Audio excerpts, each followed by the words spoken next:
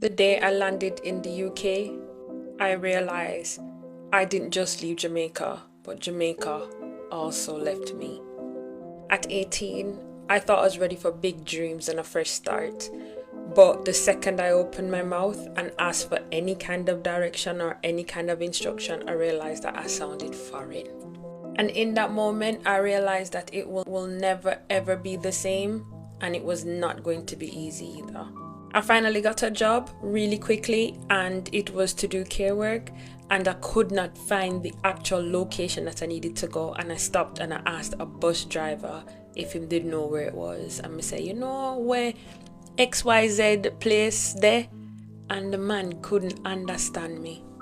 You see, that night, I thought to myself, well, clearly, if I'm going to make it here, I'm going to have to be able to speak how them I speak. So I spent the whole night and decided that water is water or water or water. Over and over again. What's your name? Kelly. All with accent. All my name have accent. Water now water. Laughed at myself so many times just hearing me practice the accent and getting it wrong when I needed to get it right. But a part of me felt sad as well, because I was changing the person who I knew all my life to fit in, to be understood, to be accepted. You see, I was a big churchgoer when I was in Jamaica, and finding a church in the UK that felt like home was almost impossible. The songs, they sounded different to the ones that I used to sing in AY. The people smiled, but it was kind of like polite and distant and almost like we were here to beg.